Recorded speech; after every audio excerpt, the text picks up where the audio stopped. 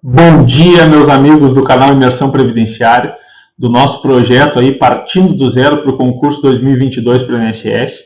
Hoje nós vamos seguir tratando, sobre o tema Seguridade Social, no que diz respeito aos seus princípios constitucionais. No entanto, antes de adentrar nos princípios, nós vamos falar rapidamente da evolução histórica da Seguridade Social. Depois nós vamos pontuar cada marco histórico de cada momento, que foi instituído as Constituições Federais desde 1824 a 1988, que é a Constituição vigente até a presente data. Então, rapidamente, nós vamos pontuar algumas palavras-chave que, com certeza, podem ser aí alvo de questões desta prova, no que diz respeito aos conhecimentos específicos, e acredito que o tema da Seguridade Social, caia com bastante frequência aí, falando rapidamente de cada ponto específico que pode auxiliar bastante, tá? Como eu disse, este material aqui é de apoio, eu acredito que você já esteja estudando, até mesmo tenha contratado um outro curso, mas aqui é um material totalmente gratuito, que você pode acessar pelo YouTube, que hoje é uma das plataformas de maior conteúdo, para todos os segmentos. Hoje a gente encontra tudo na plataforma do YouTube e no canal Imersão Previdenciária. Como nós amamos direito previdenciário, nós vamos estar, então, trazendo alguns pontos que podem ajudar no complemento dos seus estudos. Então, vou compartilhar com vocês aqui um material. Depois, quem quiser este material pode deixar um comentário na descrição do vídeo, que ele será compartilhado. Bom, então aqui agora nós vamos acessar a tela deste material, para que a gente possa, então, começar a falar sobre este tema. Então, passando aqui pelos marcos históricos, de evolução da Seguridade Social, nós começamos por 1543. A evolução histórica da Seguridade Social inicia em 1543 com a Santa Casa de Misericórdia, que hoje ela está mais pontualmente na questão da saúde, na universalidade do atendimento, mas que nesta época de 1543, ela tinha um caráter muito assistencialista. Lembrando que hoje a nossa Seguridade Social é composta por 3 pilares: saúde, previdência e assistência. Mas nesta época aqui, como não havia isso definido ainda, não havia este conceito, nós temos que a Santa Casa de Misericórdia acabava prestando esse serviço assistencialista e trazia um atendimento, uma cobertura para aqueles que mais necessitavam de atenção do Estado. Depois nós podemos dar um salto para 1835, onde nós temos então os Montepios, que é o Mão Geral dos Servidores Públicos, que é o Mão Geral dos Funcionários Públicos da época. O que seria este marco histórico? Bom, eu auxiliei aqui no material colocando que era um instituto de previdência estatal destinado a amparar a família dos servidores públicos. Ou seja, era uma instituição assistencialista, mas que era mantida pelos próprios associados. Então, você precisa lembrar que em 1835 teve como marco de evolução da Seguridade Social os Montepios, que é o Mão Geral dos Funcionários Públicos. Já era um grande avanço na proteção desses trabalhadores, então sendo um instituto de previdência estatal, ou seja, do Estado. Em 1888, nós temos a Caixa de Socorros, que foi também um grande evento aí marcante desse período, que nada mais é que entidades voltadas para as atividades de poupança e empréstimos garantidos por penhor para os mais pobres. Cabe frisar também que já existiam instituições nesse sentido no Brasil, mas todas da rede privada com seus próprios regramentos. Neste ponto, quando surge a Caixa de Socorros, essas entidades vêm então amparando e abrangendo a cobertura de pessoas que não tinham acesso a esses créditos. Então, as atividades que eram socorro para uma determinada emergência, poderiam então ter essas atividades de poupança e empréstimos aí garantidos por penhor para os mais pobres deste período. Então, em 1888, fica marcado a Caixa de Socorros. É o necessário que você precisa saber caso caia algo sobre a evolução histórica da Seguridade Social. Em 1919, dando prosseguimento na linha do tempo, nós temos um grande marco também, que é a garantia do acidente de trabalho. Ou seja, até essa data o trabalhador, que na época era totalmente de forma braçal, a grande massa eram serviços braçais, não tinham garantias de acidente de trabalho. O que hoje para nós é notório de todos, qualquer trabalhador que se envolva no acidente de trabalho ou por uma doença ocupacional que adquiriu naquele ambiente, ela já tem direito a benefícios destinados para essa cobertura, para esse risco social. Mas na época não se tinha nada nesse sentido, então 1919 ficou marcado então pela garantia do acidente de trabalho. Em 1923, aí nós temos o grande avanço, né, que alguns previdenciaristas até chamam como o início, né, da nossa previdência social, que foi através da Lei Eloy Chaves. A Lei Eloy Chaves ela ficou conhecida por dar estabilidade à categoria dos ferroviários, que tinham 10 ou mais anos de serviço. Com essa lei, a Previdência Social brasileira foi implantada.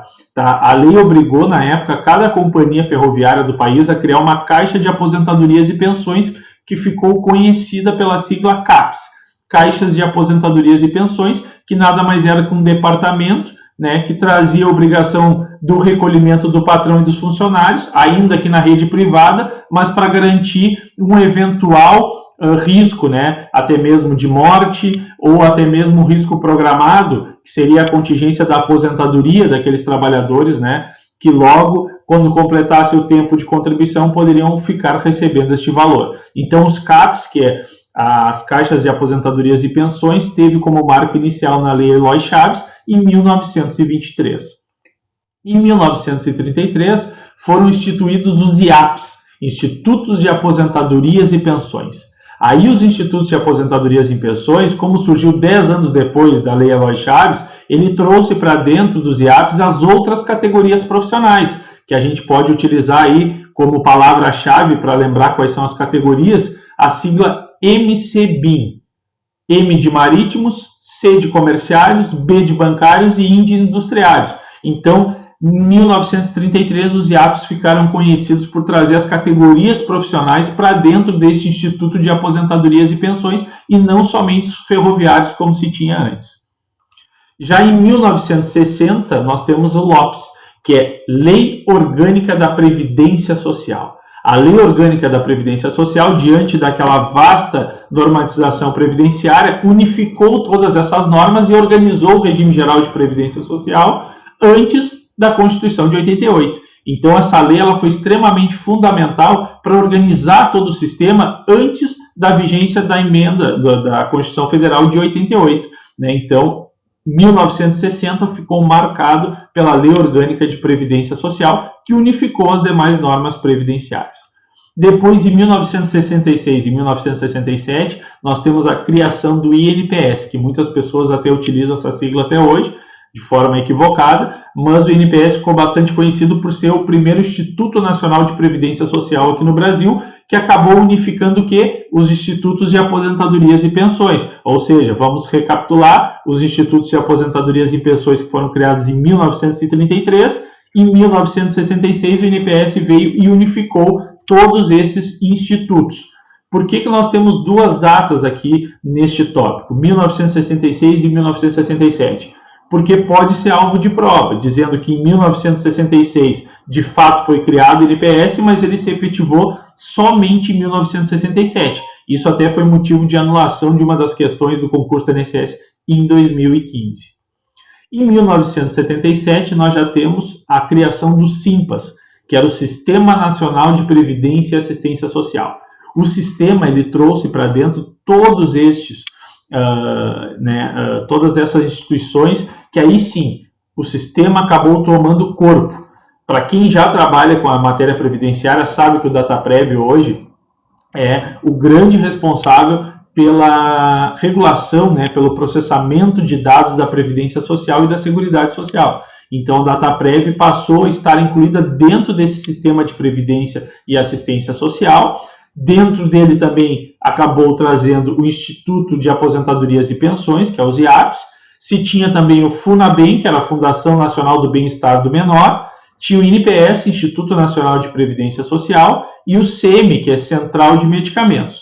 Fora isso, nós tínhamos o INAMPS, que é o Instituto Nacional de Assistência Médica da Previdência Social, e também o LBA, que é a Legião Brasileira de Assistência, que era destinada para as famílias daqueles soldados que foram para a Segunda Guerra Mundial, tanto que ele foi instituído em 1942. Então, veja, dentro do ano de 1977, com a criação do Sistema Nacional de Previdência Social, nós temos todos estes institutos dentro desse mesmo sistema que aí acabou tomando corpo. De fato, estava se preparando algo de proteção nacional aí para todos os trabalhadores e aqueles que dependiam, né, da assistência do Estado.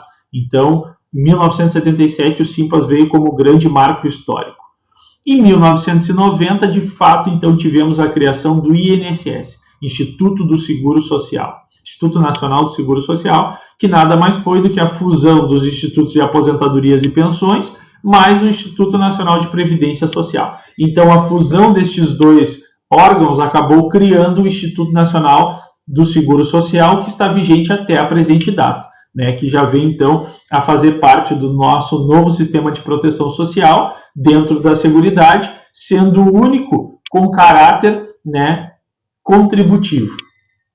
Bom, logo após, em 1991, foram, então, instituídas as leis, né, que é a Lei 8.212, que é a Lei de Custeio da Previdência Social, e a Lei 8.213, que é a Lei de Benefício. As duas leis que estão vigentes até a presente data, que foram instituídas em 1991. A Lei de Custeio traz todas as fontes de receitas e contribuições, né, da Previdência Social, e a Lei 8.213 dispõe sobre todos os benefícios, quem são segurados, filiação, inscrição, quais são os benefícios destinados para segurados obrigatórios, segurados facultativos, para os dependentes desses segurados junto à Previdência Social. Então, essas duas leis, que já foram alteradas diversas vezes, né, também estão hoje trazendo aí todo o enunciado, o leque de benefícios que tem da Previdência Social através do Instituto Nacional do Seguro Social. Em 1999, nós temos a instituição do Decreto 3048, que nada mais é do que o regulamento da Previdência Social. O regulamento, então, como diz o próprio nome, ele regulou toda a legislação 8.212 e 8.213, trazendo de forma mais específica e mais clara cada procedimento dentro da Previdência Social. E atualmente foi atualizado, posterior à data da Emenda Constitucional número 103 de 2019, pelo Decreto 10.410 de 2020. Então, o Decreto 3048 sofreu algumas alterações, mas está vigente até a presente data. Depois nós temos a evolução histórica com os pontos principais de cada Constituição Federal. Ou seja, se cair na questão de prova qual foi o principal marco histórico da Constituição de 1824, tu deve lembrar que são os socorros públicos. Então, os socorros públicos vieram sendo o principal marco da Seguridade Social na Constituição de 1824. Depois, na Constituição de 1891, nós temos o grande marco da aposentadoria por invalidez do funcionário público. Aí sim, né, foi um grande avanço, anos depois, ainda em 1800, mas nós tivemos então a garantia da aposentadoria por invalidez do funcionário público. Na Constituição de 1934, nós temos o marco histórico da tríplice custeio, né? O que seria isso, tríplice custeio? É a grande estrutura de financiamento da Seguridade Social composta pelos empregadores, pelos empregados e pela União. Ou seja, tem a participação destes três no custeio da estrutura da Seguridade Social. Em 1937, nós temos então como marco principal o Seguro Social. Em 1946, nós temos a Previdência Social como marco histórico. E em 1967, nós temos a instituição do Seguro-Desemprego. Já em 1988, então, nós temos a grande criação da Seguridade Social, que está vigente até a presente data, composta por esses três pilares: saúde, previdência e assistência. Então, veja todos os principais pontos de cada uma das constituições federais que podem ser alvo de prova, que você precisa lembrar apenas do ano, não do dia e do mês, mas você deve lembrar do ano e qual foi o marco histórico para cada uma dessas constituições. Então, em 1824, socorros públicos. Ah, mas qual foi o marco histórico da Constituição de 1967? O seguro-desemprego, que é um avanço tremendo para o trabalhador que se encontrava em situação de desemprego involuntário, tendo a garantia de uma proteção, né, pós a rescisão daquele contrato no qual ele não concorreu para que aquilo acontecesse, né? Então, na verdade, ele foi ali demitido, né? Acabou não sendo mais utilizado aquele serviço e ele se encontrava numa situação de desemprego, então veio a garantia de um seguro pós esse desligamento para que ele pudesse, então, retomar, se reorganizar e voltar para o mercado de trabalho. Posteriormente a isso, nós temos os princípios constitucionais da Seguridade Social. Todos estão no artigo 194 da Constituição Federal, que trata sobre a organização da Seguridade Social, ou seja, os princípios que são os objetivos da Seguridade Social. Então, do inciso 1 ao inciso 7º do artigo 194, tu vai encontrar todos os princípios que regem aí a nossa Seguridade Social, começando pelo inciso número 1. O inciso número 1 trata do princípio da universalidade de cobertura e do atendimento. E aí, para ficar mais clara a compreensão deste princípio, nós temos a universalidade da cobertura, a universalidade do atendimento, que tratam de requisitos objetivos e subjetivos. Ou seja, a universalidade da cobertura nada mais é do que a universalidade da cobertura de todos os riscos sociais, de toda a contingência que a população necessita. Mas o atendimento, que é o requisito subjetivo, ele vem para destinar quem receberá, para quem será direcionado aquele benefício. E aí eu trouxe o exemplo do benefício, por exemplo, de pensão por morte. Bom, qual é o risco social? A morte, requisito objetivo. Mas qual o requisito subjetivo? Todos receberão, todos os dependentes receberão benefício daqueles que vieram a óbito, não somente daqueles que são segurados pela Previdência Social, poderão então gozar do benefício de pensão por morte. Então esse benefício é destinado para esses dependentes, né? Então a cobertura, a universalidade tenta cobrir todos os riscos sociais, diferente da saúde, por exemplo. A saúde, independente de contribuição, independente de pagamento de tributo, independente do sujeito estar trabalhando de carteira assinada ou não, ele vai ser atendido pelo Sistema Único de Saúde, sendo mais rico ou mais pobre. Se acontecer algo, ele vai parar num pronto atendimento do seu município aí, né, requerendo um auxílio naquele atendimento, e depois ele vai verificar se ele tem plano de saúde, ele vai para uma instituição privada. Se ele não tem, o SUS, mesmo que com suas deficiências, vai acabar então ofertando aquele serviço para ele, independente de contribuição. Lembrando que dos nossos pilares de Seguridade Social, a única que tem o caráter contributivo é a Previdência. A assistência, quem depender pode requerer, a quem precisar pode requerer, desde que se enquadre nos requisitos. A saúde é o Sistema Universal de Cobertura e Atendimento, e a Previdência só tem acesso quem contribui para o sistema. Então, a cobertura na universalidade do princípio do inciso 1 diz que o requisito objetivo é o risco social, toda a contingência, e a universalidade do atendimento é o requisito subjetivo, ou seja, para quem será direcionado este benefício. No inciso 2, nós temos a uniformidade e equivalência de benefícios e serviços para a população urbana e rural. E por que nós temos isso descrito no inciso 2? Porque antes não eram tratados de formas iguais os trabalhadores urbanos e rurais. Mas, a partir de então, nós temos aqui uma uniformidade, uma equivalência de benefícios e serviços. E aí nós podemos trazer o seguinte: bom, a uniformidade diz que o plano de proteção social será o mesmo para trabalhadores urbanos e rurais, protegendo os mesmos riscos sociais. Ou seja, os benefícios ofertados a trabalhadores urbanos e rurais serão os mesmos. A uniformidade dos benefícios é a mesma, mas a equivalência diz respeito não ao valor, que será igual, porque nós estamos falando de equivalência e não de equidade, mas a equivalência é que o mesmo valor das prestações pagas a urbanos e rurais devem ser proporcionalmente iguais, garantindo a aplicação da mesma regra. Ou seja, trabalhadores urbanos e rurais têm um histórico contributivo diferente. Cada um contribui de uma forma para a Previdência Social, e dentro da proporcionalidade daquelas contribuições, a regra de cálculo para ambas concessões de benefícios, tanto urbanos e rurais, será a mesma. Então, a uniformidade cobre todos os benefícios para aquelas duas classes de trabalhadores, e a equivalência diz que a fórmula de regramento para a concessão desse benefício será o mesmo, mas que não é o mesmo valor. Bom, dando continuidade no inciso 3, nós temos o princípio da seletividade e distributividade de benefícios e serviços.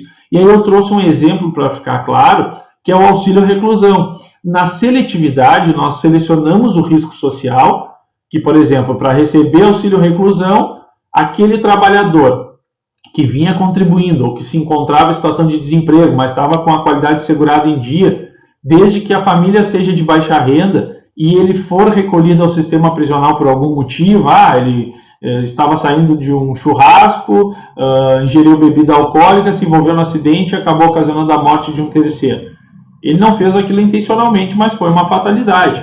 Então, acontecendo isso, ele foi recolhido ao sistema prisional. E a família, como fica, que dependia daquele salário, daquela contribuição, né, daquela remuneração daquele trabalhador. Bom, se essa família for de baixa renda, ela se enquadrou no caráter seletivo, porque o risco social ele acaba sendo selecionado para as famílias de baixa renda. Esse mesmo trabalhador, se ele fosse um empresário que recebesse 100 mil por mês, a família não estaria protegida aí por este seguro dentro da legislação previdenciária, né? Mas a distributividade, então, garante que esses benefícios serão distribuídos aos dependentes daquele segurado que foi recolhido ao sistema prisional em regime fechado. Ou seja, ele é seletivo no momento que ele cria um requisito de baixa renda para selecionar as pessoas que serão beneficiárias da pensão por morte, que são os dependentes desse segurado que foi preso.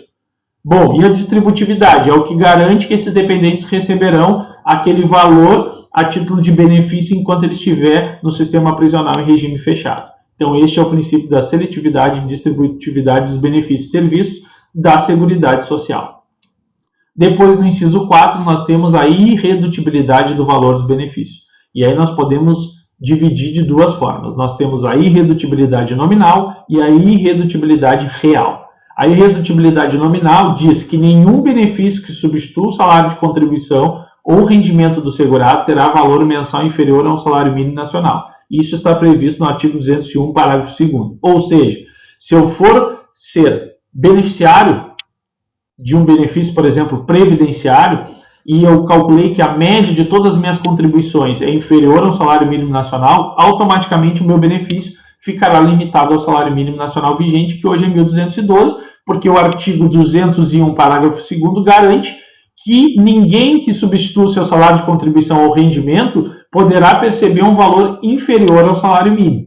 Já o valor real, ele tem como objetivo, né, manter o poder real de compra, tutelando os benefícios concedidos pela Seguridade Social contra os efeitos da inflação. Ou seja, o artigo 201, parágrafo 4º, traz o quê? Que o grande poder real de compra, ele não deve sofrer essa redutibilidade, né? Então, na verdade, a irredutibilidade garante esse valor real de compra. Ou seja, se eu obtive a concessão do benefício em janeiro de 2021, mas a data do início da implantação deste benefício se deu agora em novembro de 2022, e lá na época o meu benefício foi determinado com um X de renda, que era o salário mínimo, por exemplo, 1.100, e automaticamente ele será reajustado para o meu poder de compra do salário mínimo de hoje. Se lá na época eu ia ter um salário mínimo de poder de compra, este princípio garante, né, que eu não sofrerei os efeitos da inflação, tendo uma defasagem da inflação com relação ao reajuste do meu benefício. Já o inciso 5 trata do princípio da equidade na forma de participação no custeio. Ou seja, agora sim nós estamos falando de valores. Agora não é mais equivalência, agora é equidade. O inciso 5 diz: quem contribui menos receberá menos, quem tem maior capacidade de contribuir receberá mais. Esta imagem eu trouxe, né, justamente para elucidar o que é a pessoa que contribui um valor menor, logo perceberá um valor menor, aquele que contribui um valor maior, logo receberá um valor maior. Então, a equidade na forma de participação do custeio diz respeito a essa proporcionalidade nas contribuições. Eu não posso contribuir com 5% sobre o salário mínimo e vir almejar o teto da Previdência. Agora, se eu contribuir sobre o teto da Previdência, eu vou almejar um valor de benefício muito maior. E nesse exemplo, nós podemos trazer o microempreendedor individual, o MEI, né? Ele contribui com 5% de um salário mínimo nacional, sendo uma alíquota reduzida que garante a ele um benefício no valor de um salário mínimo nacional. Mas aquele que é um empresário que pode contribuir com 20% sobre o teto da Previdência, que é 7.087, logo ele estará tendo um retorno financeiro da Previdência muito superior ao salário mínimo nacional.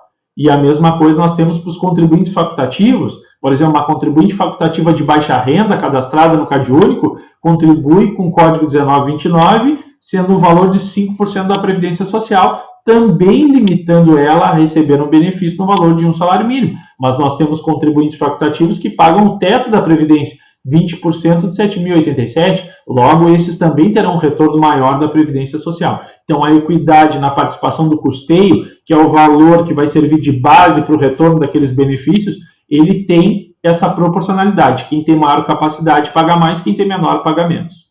Depois nós temos o inciso 6º, que fala da diversidade da base de financiamento, identificando-se em rubricas contábeis específicas para cada área as receitas e as despesas vinculadas a ações de saúde, previdência e assistência social, preservando o caráter contributivo da previdência. Ou seja, antes da emenda constitucional número 103 de 2019, esse inciso tratava somente da diversidade da base de financiamento.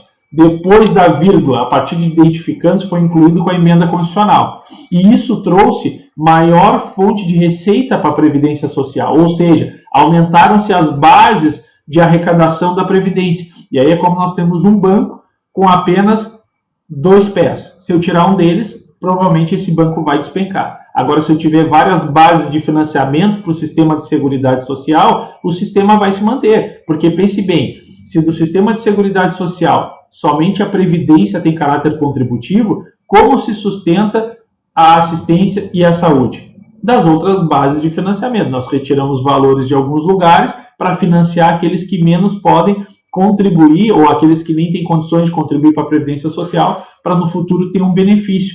E aí dentro da assistência social, por exemplo, nós temos o benefício de prestação continuada. Nós temos tanto este benefício destinado às pessoas com deficiência ou ao idoso. E como é que essas pessoas recebem muitas vezes o mesmo valor de um aposentado por idade urbana da Previdência Social, que recebe também um salário mínimo? Nós temos um financiamento da Seguridade Social que cria um fundo, um caixa para assistência social, um caixa para a saúde e um caixa para a Previdência. Claro, é dessa maneira que o sistema pode se sustentar, né? Então, quanto mais diversidade de contribuições eu tenho, né, mais garantias de que o sistema vai ser autossustentável, né, que ele vai ser intergeracional. Ou seja, eu estou sempre contribuindo para o mesmo caixa e quem necessitar vai lá e retira a sua parcela. Esse inciso 6 da diversidade da base de financiamento acabou, então, superando, né, o tríplice custeio, que, como eu disse ali na evolução histórica da Seguridade Social, era financiado apenas por empregadores, pelos empregados e pela União. Depois, no inciso 7º, nós temos o caráter democrático e descentralizado, ou seja, a gestão quadripartite da Previdência Social. Ou seja, o caráter democrático traz para dentro dos órgãos colegiados outras classes que podem fazer parte, né? Outras categorias. Por exemplo, nós temos os trabalhadores, os empregadores, os aposentados e o governo. Essas 4 classes fazem parte de órgãos colegiados. Por exemplo, o Conselho Nacional de Previdência Social. Então, o Conselho Nacional de Previdência Social, que vai discutir todas as diretrizes, né, do sistema de seguridade social, ele também tem os representantes dos trabalhadores, os representantes dos empregadores, os representantes dos aposentados e os representantes do governo. Por isso que se chama, então, gestão quadripartite. E depois nós temos ainda como principal, né, princípio aí da solidariedade contributiva dentro dos princípios constitucionais da Seguridade Social. O que seria a solidariedade contributiva? Ou seja, todos contribuem para o mesmo cofre e aqueles que precisam vão lá e retiram a sua parte. Ou seja, é desta maneira que se justifica todos os acontecimentos que acabam aí perfazendo, né, o sistema de seguridade social. O sistema de seguridade social ele tem repartição simples. Ele não é de fundo de capitalização, ou seja, eu não contribuo para o meu cofre e o que eu contribuir no final vou lá e retiro como rendimento para a minha vida. Não, isso a gente deixa para os regimes de previdência complementar.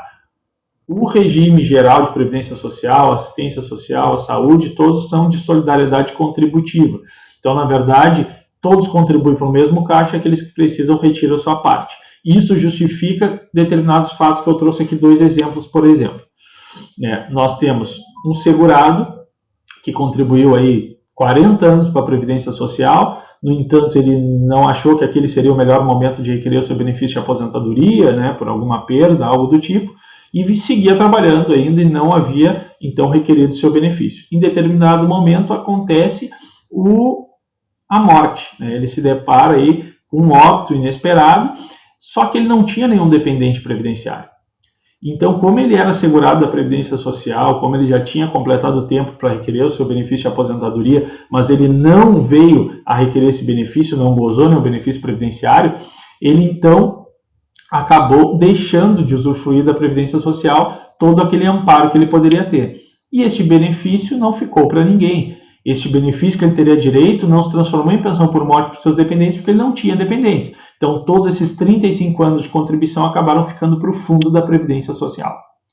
No segundo exemplo, nós temos, por exemplo, o sujeito que nunca havia contribuído para a Previdência, está no seu primeiro contrato de trabalho, na primeira semana, não completou nem um mês de trabalho ainda, e por algum motivo aí, né, exposto a algum risco, ele acabou sofrendo um acidente e morreu no ambiente de trabalho, né, veio a óbito.